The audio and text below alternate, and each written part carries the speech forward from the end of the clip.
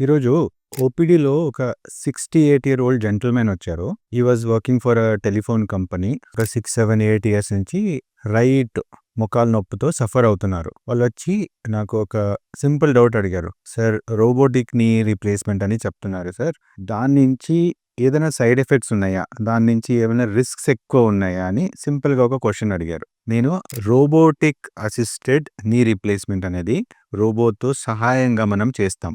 అది చాలా safe procedure.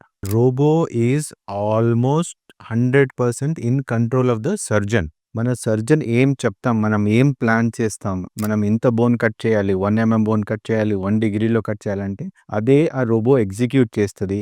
కానీ రోబో దానికనే extra or anything which is very serious robo చెయ్యదు. So, robotic assisted knee replacement అనేది చాలా సేఫ్ ప్రొసీజరు.